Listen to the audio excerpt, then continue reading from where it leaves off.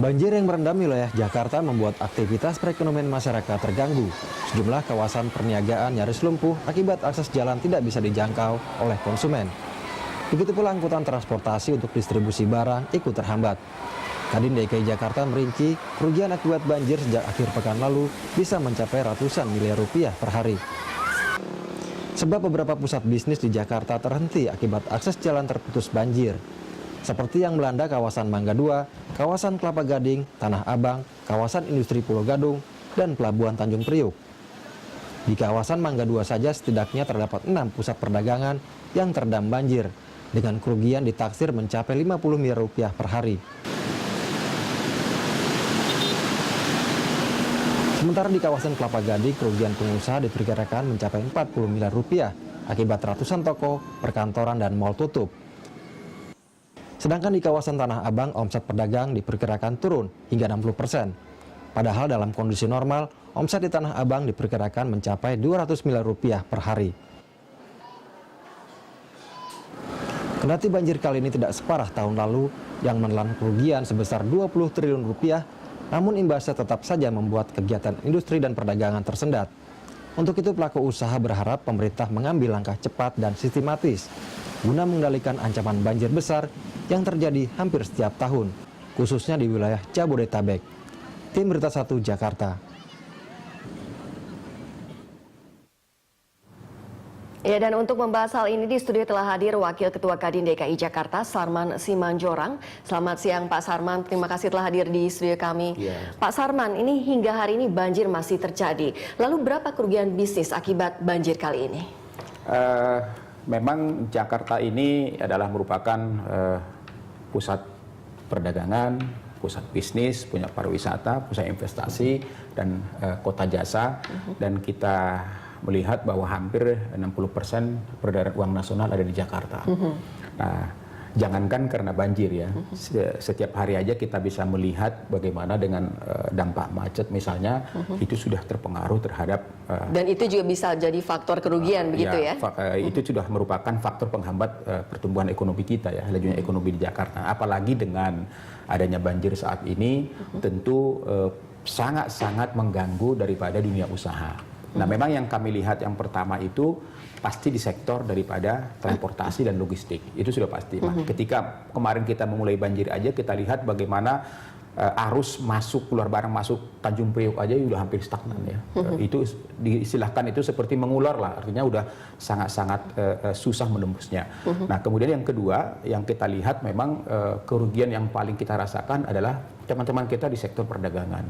Ya, tadi seperti yang dilaporkan tadi bahwa memang di sentra-sentra perdagangan jadi itu bisnis yang paling dirugikan akibat banjir ini adalah perdagangan gitu terutama ya? Di sektor perdagangan ya, karena 2-3 hari ini kami juga melihat bahwa hampir seluruh pusat perdagangan di Jakarta, apakah mereka terkena banjir apa tidak, itu omsetnya menurun. Begitu, tapi kira-kira ini berapa kerugiannya? Apakah triliun atau miliaran atau berapa Pak? Kita memang sampai saat ini baru bisa melihat per lokasi ya, per lokasi secara keseluruhan mungkin tidak bisa, mungkin pasca banjir baru mungkin kita bisa mengadakan suatu evaluasi berapa kerugian, karena itu kan baru nanti di sektor perdagangan kan, belum lagi mungkin kita bicara di sektor perbankannya, belum lagi mungkin kita bicara kerugian daripada yang diderita oleh teman-teman kita dari BUMN misalnya seperti. Jadi tidak bisa dihitung secara angka tapi kerugiannya besar begitu? Besar ya. Katakanlah misalnya seperti PLN, mereka pasti rugi dong, Telkom juga pasti rugi dong, kereta api juga mungkin mereka pasti rugi, busway juga pasti rugi, dan juga perusahaan-perusahaan transportasi lain juga pasti rugi ya. Katakanlah misalnya saat ini yang kita lihat, yang kita rasakan saat ini adalah misalnya suplai barang dari Jawa Timur, Jawa Tengah, Jawa Barat itu sekarang tersendat di Pantura.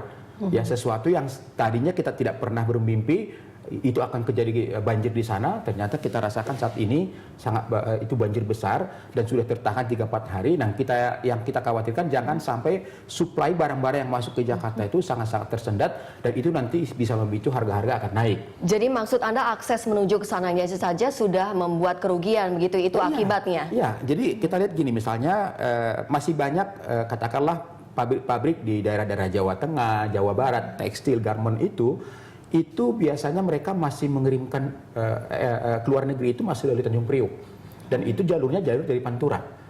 Ya kan? Nah, bisa kita bayangkan apabila mereka tertahan 3-4 hari, tentu kosnya udah pasti naik. Kemudian juga nanti kan mereka juga akan kena penalti dari bayaran mereka di luar negeri, gitu loh. Nah, itu kalau barang-barang tekstil, mungkin elektronik, mungkin nggak apa-apa, tapi Apakah hanya itu yang menyebabkan kerugian? Ya, salah satu faktor yang kita rasakan karena banjir kan itu kan, karena lambatnya laju transportasi. Artinya nanti kalau sampai di Tanjung Priok hampir seminggu, proses pengirimannya juga nanti sudah terlambat seminggu, pasti mereka akan kena penalti gitu loh.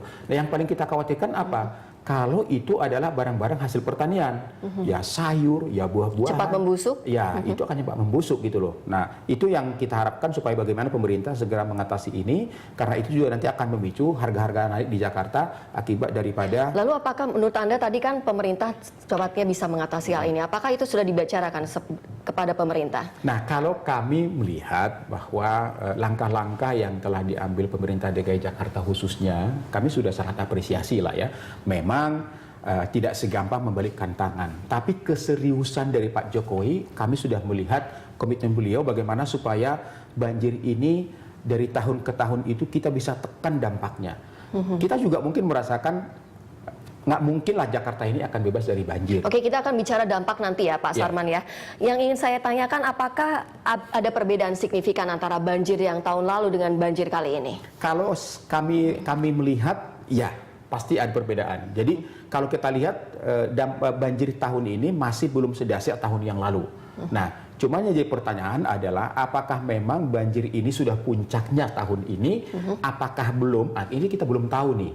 Kita harapkan sih sudah puncaknya ini saat-saat ini. Sehingga kalau ini puncaknya, artinya kita bisa menilai bahwa masih dampak banjir ini masih kita bisa tekan. Kalau tahun yang lalu kan kita bisa merasakan hampir seluruh Jakarta kena, bahkan jantung ibu kota kena. Ya, Tamrin Sudirman yang merupakan pusat perkantoran kita yang sangat-sangat bonafit itu sudah hampir lumpuh total kan tahun yang lalu. Bukankah banjir di Jakarta itu sudah berulang-ulang kali terjadi? Bisakah pelaku bisnis mengambil pelajaran dari kejadian-kejadian kemarin? Nah, sekarang kan begini, memang kalau dulu kita pengusaha maupun masyarakat selalu berpikir bahwa Jakarta mengalami banjir bandang kan paling banjir bandang itu kan sekali 5 tahun. Ternyata kan kita lihat 2-3 tahun ini bukan lagi sekali 5 tahun, sudah hampir setiap tahun. Ya, karena tahun yang lalu kita rasakan tahun ini juga ini cukup besar. Nah, kami melihat begini. Yang jelas bagaimana pemerintah dalam hal ini pemerintah DKI Jakarta konsisten melaksanakan tata ruang yang ada di DKI Jakarta. Karena kita lihat bahwa curah hujan kita ini saya rasa sih dari dulu mungkin sama aja volumenya ya. Tidak besar ya, sama aja menurut hemat saya. Daya serapnya, penyerapannya itu yang sudah sangat-sangat tidak seimbang gitu loh. Artinya kita lihat misalnya tata ruang kita ini sudah lebih banyak bangunan-bangunan kita, sedangkan ruang terbuka hijaunya itu sudah terlalu sedikit. Kemudian bagaimana juga saat ini pembangunan kita lagi jalan ini bukan lagi jadi dengan kata lain pelaku-pelaku bisnis ini belum siap menghadapi banjir kali ini. Walaupun sudah ada pengalaman karena Jakarta ini kan selalu terkena banjir, terimbas banjir begitu. Kalau kita bicara masalah kesiapan pengusaha, kita sih siap ya. Kita selalu siap karena ya itulah risiko pengusaha. Cuman yang kita harapkan adalah apakah kita mampu menekan daripada dampaknya ini, gitu loh. Katakanlah misalnya, kalau pada koridor ya tingginya mungkin sekitar 20 cm, ya kan artinya kan transportasi masih lancar. Tapi kalau udah sampai 1 meter, ya katakanlah sudah melebihi kapasitas mobil, artinya akses jalan ke sana tidak bisa, masyarakat tidak bisa, artinya ekonomi akan stagnan. Baik, Pak Sarman, kita harus break dulu ya. Ya pemirsa, tetaplah bersama kami karena kami akan kembali usai jeda. Salah satu kawasan yang terkena dampak terparah akibat banjir adalah Jalan Panjang Jakarta Barat. Di sana sederet pertokoan tutup selama 1 pekan terakhir akibat banjir. Dan untuk mengetahui informasi selengkapnya, kita bergabung dengan reporter Berita 1 Oktaviana. Ya, Okta, seperti apa kondisi banjir yang mengenangi kawasan pertokoan di sana saat ini? Iya Rima, memang banjir yang melanda kawasan ibu kota ini salah satunya juga melanda kawasan Green Garden Jakarta Barat, di mana tepat di depan kompleks perumahan Green Garden banyak berdiri pertokoan-pertokoan yang biasanya beroperasi. Namun sudah hampir satu pekan terakhir ini aktivitas perniagaan di kawasan ini lumpuh total, dan untuk mengetahui seperti apa dampak yang diakibatkan dari banjir ini, saya sudah akan mewawancarai salah seorang supervisor dari restoran Gendi Steakhouse and Bakery, Bapak Suroto. Iya Bapak, sebetulnya bagaimana sih banjir yang melanda kawasan ini, sudah berapa lama, dan seperti apa sih Pak banjir ini? Kurang lebih 1 minggu. Yaitu dampaknya kita kurang lebih 1 meter, terus ya kerugiannya. Sudah tutup berapa hari Pak toko ini? Kurang lebih 1 minggu, tutup 1 minggu. Tutup 1 minggu, waktu itu sudah sempat beroperasi? Operasi 2 hari, terus hari Sabtu kita banjir lagi, terus kita tutup kembali sampai sekarang. Oke, kira-kira kerugiannya berapa Pak sampai saat ini, karena kan sudah hampir 1 pekan ini tidak beroperasi? Kita perharinya kerugiannya kira-kira hitungnya 10 juta satu harinya. Ya kurang lebih puluhan juta kita kerugian kita. Puluhan juta, termasuk untuk weekend sendiri biasanya apa sampai 2 kali lipat Pak? Ya betul, kalau weekend kita 2 kali lipat. 2 kali lipat kerugian kita. Selain operasional karena tidak ada pemasukan ya Pak, apakah ada kerugian lain seperti misalnya mesin-mesin yang rusak? Betul sekali, kayak kerugiannya kita chiller yang di bar gitu berendam, sama ya itu aja chiller yang di bar, yang kerugiannya kita. Oke Pak, ini kan banjir di kawasan ini bukan sekali saja ya Pak terjadi, bahkan tahun lalu pun terjadi. Apa Bapak sebagai sudah warga di sini, apa sudah ada antisipasinya Pak? Antisipasi ya sudah kita. Terus seperti ya kita antisipasi, kita bersih-bersih, terus kita mungkin mengirimkan barang-barang baku Pak ke... Betul sekali, antisipasi kita barang-barang kayak daging atau ayam itu kita ke pusat, kirim ke pusat kita. Berarti Pak, apakah ada keinginan Bapak untuk pindah Pak mungkin, karena ini kan kerugian ini pasti akan terus terjadi kalau setiap tahun banjir terus melanda daerah ini Pak? Kemungkinan tidak ya, soalnya ini gedung punya milik sendiri gitu. Terima kasih Bapak ya. Ya, sekian dialog yang tadi kami bincang dengan salah seorang supervisor di kawasan perniagaan Green Garden ini, dan tentu saja para pemilik toko di daerah ini berharap agar banjir ini dapat segera surut dan kegiatan operasional mereka dapat segera berlangsung normal kembali. Demikian Rima. Ya, baik. Terima kasih Okta melaporkan dari Jalan Panjang, Jakarta Barat. Saat lagi kami akan lanjutkan dialog mengenai kerugian bisnis akibat banjir di Jakarta. Tetaplah di Berita 1. Ya pemirsa, terima kasih Anda masih bersama kami dan kita lanjutkan dialog kita bersama Pak Sarman, Wakil Ketua Kadin DKI Jakarta mengenai banjir rugikan bisnis. Pak Sarman, tadi kita berbicara mengenai kerugian, sekarang kita berbicara mengenai dampak. Lalu dampak banjir terutama mengenai harga komoditas ini, apakah ada kenaikan atau bagaimana? Kami pantau di beberapa pasar tradisional, memang ada kenaikan, tapi masih belum signifikan ya. Artinya kita harapkan ke depan banjir ini tetap cepat surut dan tidak mengganggu suplai daripada 9 bahan pokok yang memang kita lihat bahwa hampir 90% kebutuhan bahan pokok di Jakarta itu kan dari luar Jakarta ya. Terutama dari Jawa Barat, Jawa Tengah, dan Jawa Timur ya. Katakan misalnya dari Malang itu jelas apel Malang itu kan disuplai ya, dan itu semua kan naik darat ya. Jalurnya Pantura. Nah, itu yang kita harapkan supaya bagaimana supaya segera ini cepat surut, terutama di daerah Pantura, sehingga arus daripada barang-barang 9 bahan pokok yang disuplai dari luar Jakarta, khususnya dari Jawa, itu bisa masuk lancar dan tidak mengganggu suplai yang ada, dan harga-harga tidak melonjak dan nanti akan mengganggu daya beli masyarakat kita. Oke, itu harapan Anda ya Pak ya. Tapi langkah dari Kadin sendiri untuk mengantisipasi lonjakan ini apa? Nah, kalau kita dari Kadin DKI Jakarta, ya memang kita yang kita dorong adalah bagaimana pemerintah cepat mengatasi hal ini, ya kan? Nah, kalau kita kan dari Kadin kan sebagai payung dunia usaha mendukung penuh apapun program-program pemerintah DKI Jakarta supaya masalah-masalah seperti ini tidak terulang kembali, dan bagaimana air supaya surut kembali, ya supaya cepat selesai sehingga transportasi lancar. Karena kita lihat jalan-jalan utama seperti Pantura, memang ke depan ini kita harapkan harus menjadi salah satu prioritas perhatian daripada pemerintah. Karena selama ini kan nggak pernah itu terjadi. Padahal itu adalah merupakan sarana prasarana yang sangat vital transportasi yang menghubungkan antara Jakarta dengan Jawa, di mana supplier kita banyak dari sana. Nah, ini yang kita harapkan konsistensi, dan betul-betul pemerintah ke depan, tahun depan itu sudah harus betul-betul mengadakan suatu kebijakan-kebijakan supaya tidak terjadi lagi hal itu. Kemudian kita juga berharap misalnya di Jakarta, sentra-sentra daripada perdagangan kita itu betul-betul juga bagaimana supaya dampaknya. Berarti sampai saat ini pemerintah tidak ada tindak lanjut begitu? Anda mengatakan pemerintah tidak konsisten? Kalau kami lihat, kalau misalnya kalau dari sisi misalnya daerah Pantura, dari Pantura itu kan bahkan kita lihat hampir setiap tahun itu kan diperbaiki, ya bahkan dibilang itu adalah proyek terpanjang di dunia kan, ya tidak pernah selesai kan gitu ya.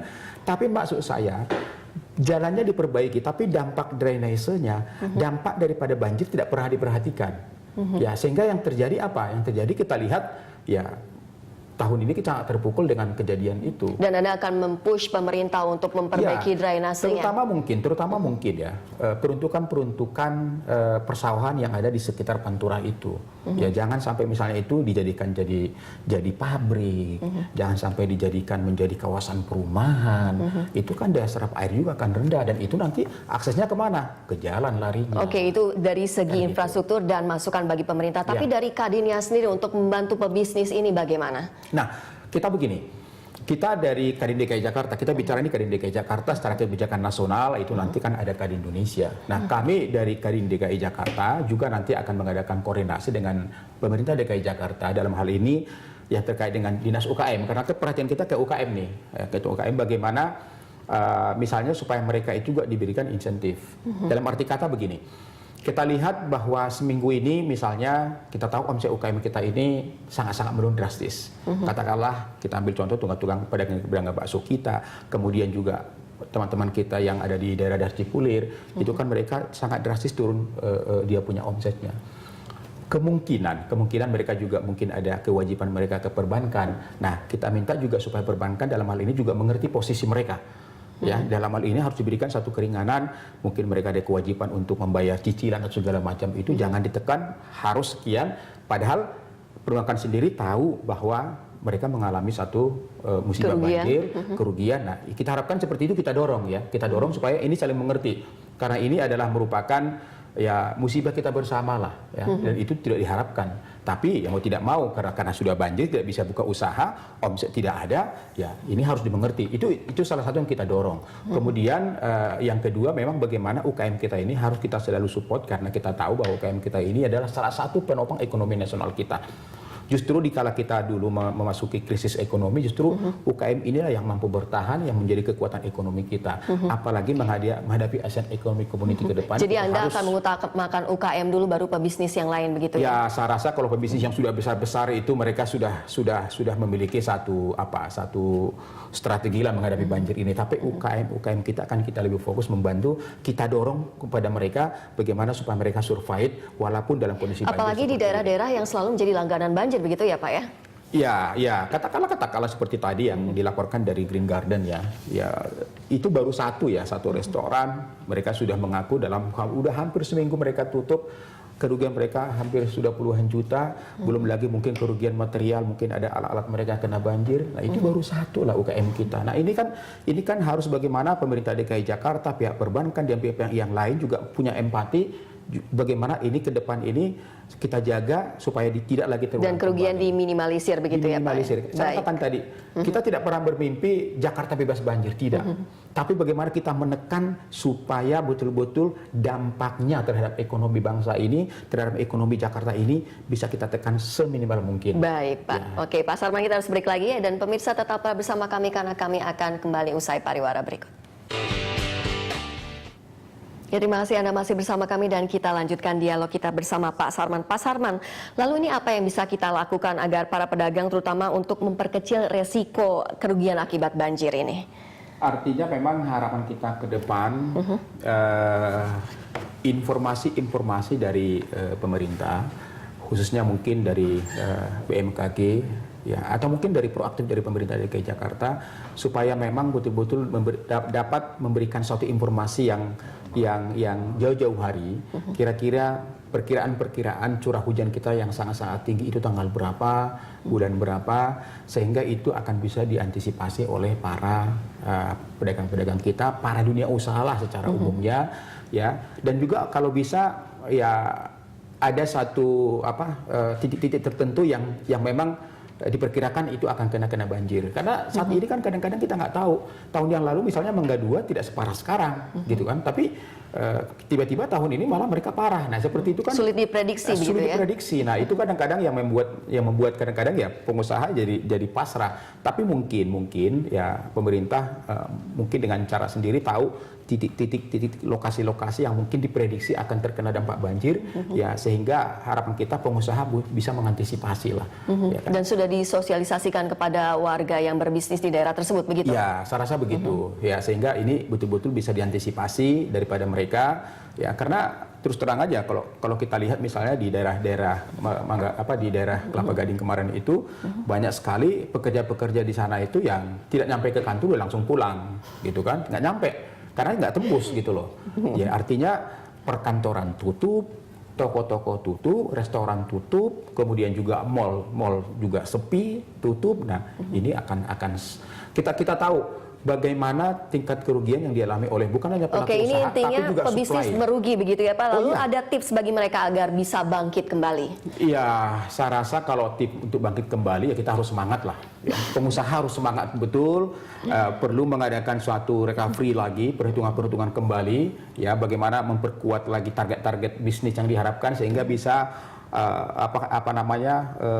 mengobati hampir seminggu yang tutup ini. Mudah-mudahan hanya seminggu lah ya. Oke. Mudah-mudahan minggu depan ini kita harapkan juga cuaca mulai baik lagi sehingga cepat surut dan aktivitas Dan ekonomi bisnis juga kita membaik bisa begitu ya, kembali, Pak ya? bisa normal kembali. Baik Pak Sarman, terima kasih atas informasinya. Ya pemirsa, demikian dialog Jurnal Siang, tetaplah bersama kami. Terima kasih Pak.